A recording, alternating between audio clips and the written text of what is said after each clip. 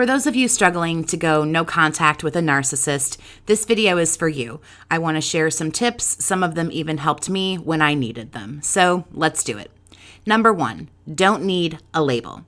I think a lot of people hesitate to go no contact because they aren't sure they're dealing with somebody narcissistic. I know it brings a lot of survivors comfort and validation to know they're dealing with a narcissist. But for a lot of us, knowing that for sure is just not going to happen. We aren't professionals, and the only way to know for sure this person would actually have the diagnosis of the disorder is for them to see a professional.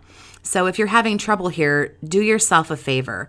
The same favor I still do for myself to this day.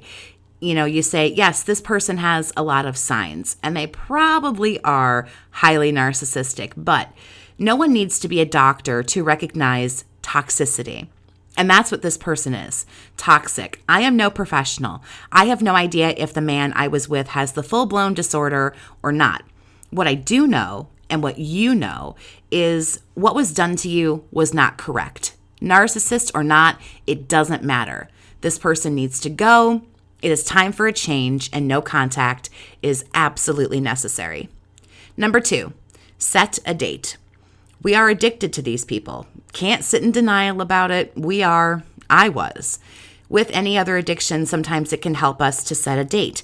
It takes away the immediate pressure of having to go no contact. Don't be hard on yourself if you can't cut immediately and move forward. Be kind to yourself. That's extremely important. Don't be your own worst enemy. Get out of your own way. Admit this is difficult, sure, but not impossible. And set a date to begin no contact and tell yourself, this is it. This is the day I'm blocking, I'm moving out, I'm doing whatever needs to be done for no contact to begin. Number 3, pick an ending date. As soon as you tell yourself you have to go no contact with somebody, anxiety will probably hit you like a ton of bricks. This is terrifying to think about. You're addicted to this person. You possibly even still love them. You're in love with them. And now you have to leave. You have to go forever. That's it. That is scary, among other things. It's also something called extremist thinking, and that can severely Jedi mind trick your brain. And don't do it. Don't let it happen. Don't set yourself up for failure. No contact can be a process, and it takes a lot of time. You can tell yourself something along the lines of, I am going no contact for X amount of days. I highly encourage and talk to my clients about try to go no contact for 30 days. 30 days of absolutely nothing at all. However, you are going to tell yourself, I'm going to do however many days you think you can do, or weeks, what have you. And once that time is over, if I have something to say to this person, if there is something I have to get off my chest, something I have to let them know, then I will speak after this no contact period is over, but not until. The truth is, we don't have to stop talking to them forever. I can pick up the phone and call the guy I dated right now if I wanted to. This is not a do or die, all or nothing situation. Let yourself know this and understand it. I can almost guarantee after 30 days, you will start to feel better. Not perfect, but better. And more importantly, you will realize there is absolutely nothing left to be said. There is nothing you can say that hasn't been said 1,001 times and probably more. But if you still feel you have something you need to say, I will address that here a little bit later on in the list. If you need to talk about a narcissistic relationship you're currently in, or maybe you're still having a little bit of trouble getting over, you can email BookAChatWithJess@gmail.com to get one-on-one chats and coaching with me if you feel you need the support. Number 4, nasty notes. I had to leave myself nasty letters all over my house. I had to sit down and write on little Post-it notes things like, this douchebag totally cheated on you on your birthday, and things like that. I had to leave them all over the place. I needed constant reminders of habitual bad behavior.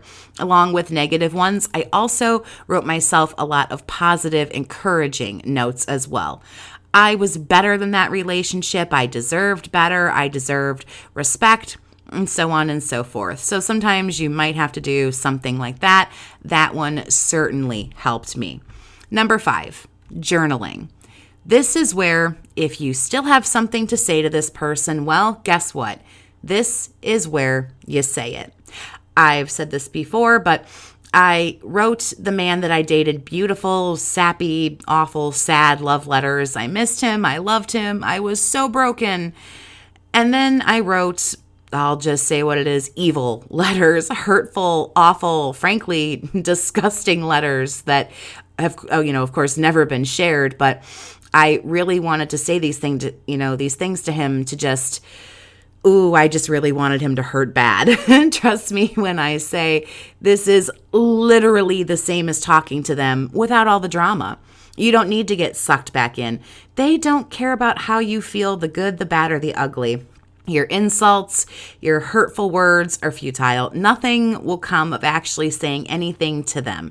Write it down, reread it out loud or to yourself when you want to, when you need to, and learn how to sit with all of those feelings without running to the narcissist. Nothing good will go from running back to them and saying, I love you or I miss you. You'll go for another round of abuse.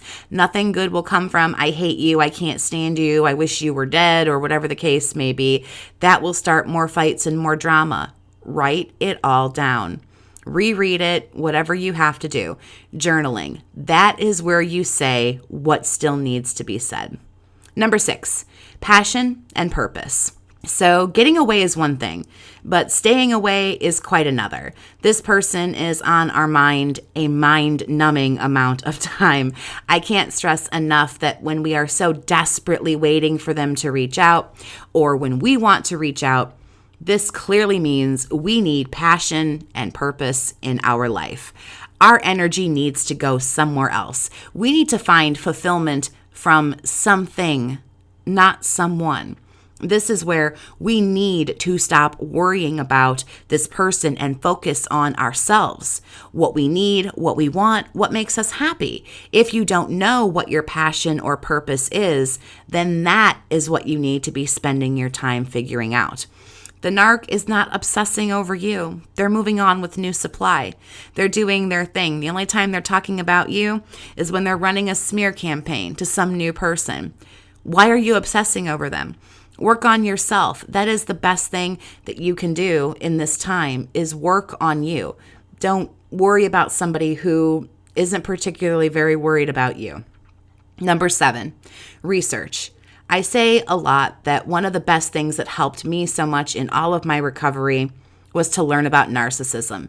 It helped answer so many questions that I was always wanting to ask him, but I was never going to break no contact. And even if I did, I was never going to get a good answer. It made so much sense to me after I sat down and looked into things. It gave me a lot of closure. And while I do recommend research, you can totally have too much of a good thing in that aspect. Learn some general stuff. Answer a few of your questions, but please don't let this whole thing consume you. Don't spend 6, 7, 8, 9 months, a year doing this stuff. You're just going through the same information over and over again. The focus is still on this person and not on you. In fact, I actually recommend you do research before you go no contact. So after you have your no contact plan in place, the focus can be on you. You have some answers. You have some understanding. You understand disorders and toxicity and things like that. And you can move forward focusing on you and not so much about this person and what's going on with them. Number 8, therapy.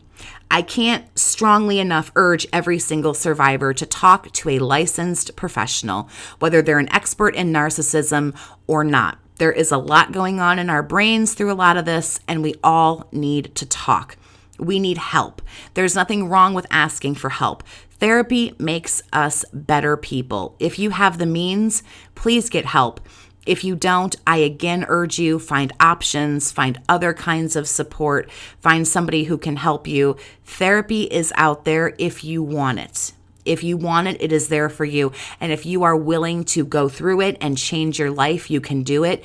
And it will make you a better, stronger, wiser person. And it will help you get through this. Please, if you have the ways, if you have the means, please talk to a licensed professional. Number 9, support. Build a support team. Rekindle friendships and relationships with friends and family, people you may have isolated yourself from when you were with the narcissist. Meet new people, join support groups, surround yourself with positive people, strong people, people who can do things with you to take your mind off of the past and hopefully push you to do better things with your future. If you have tips that helped you to go and stay no contact, I hope you will leave them down in the comments section of this video for other survivors who might be struggling. We can pull together and try and make each other stronger. Thank you for listening. Please like, share, and subscribe if you haven't. Have a great day, survivor, and take care of yourself.